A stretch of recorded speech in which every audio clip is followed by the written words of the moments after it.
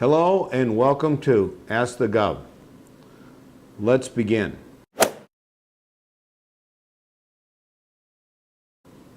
Our first question comes from Warren via Facebook. Warren asks, what is the state's policy on hiring veterans for state jobs? Iowa does have a veterans preference law, and we've been working really hard as we've seen a reduction in the U.S. military to provide more opportunities for veterans in the state of Iowa. Our Department of Workforce Development has worked with private sector employers and with the Iowa National Guard to make sure that we're doing all we can to reach out to veterans and make sure that we are doing all we can to line up job opportunities for them in the state of Iowa. I'm hopeful that we can do even more to enhance those efforts in future years. Our second question comes from Sherry in Indianola. Sherry asks, what are you most proud of from this past legislative session? This last session was a very successful session.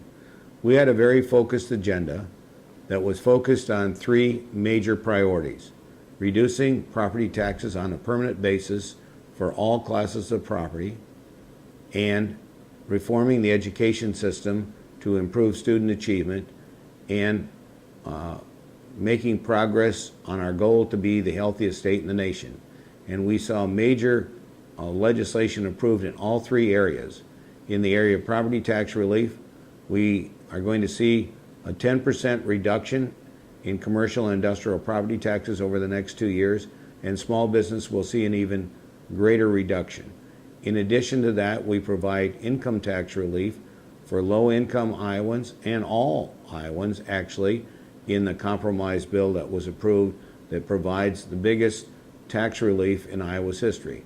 The state also protects local governments by providing reimbursement to replace the property taxes at the local level. So I'm really proud of that. We've been working on that for a long time, and that was a bipartisan compromise that was approved in the closing days of the session. We also have been working for 3 years on education reform, and we started with the Education Summit back in 2011. This year we passed comprehensive education reform that provides for new teacher leadership opportunities for lead teachers, master teachers, and teachers that coach and work with their colleagues to improve their skills. It also provides incentives for high achievers to go into teaching with providing higher beginning teacher salaries and also a stipend of $20,000 for high achievers that, in the top 25% of their class to go into teaching in difficult subjects like math and science and stay for at least 5 years. This legislation also provided more assistance to parents of students that are going to non-public schools and homeschooling. So it really was a win-win for all areas of education. We also provided enough funding that for the first time in 30 years there'll be no increase in tuition for higher education at the state universities. We provided more money for tuition grants for students going to the Iowa private colleges, and significantly increased funding for our community colleges. In the area of healthcare, which is one of the more contentious issues, we reached agreement on a new Iowa Health and Wellness Plan, which I think can be a model for the country that focuses on helping people to be able to take ownership of their own health, providing additional coverage, but also establishing accountable care organizations where the compensation for providers will be based on improving the health outcomes, not just doing more procedures.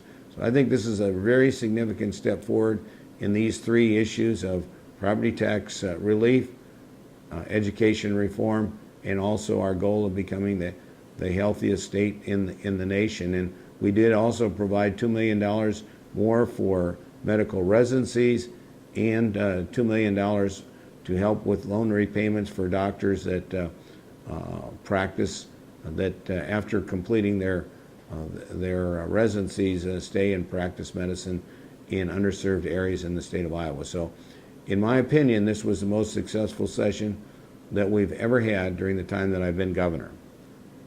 The third question comes from Jesse via Facebook. Jesse asks, will energy from windmills ever become cheaper than energy from power plants?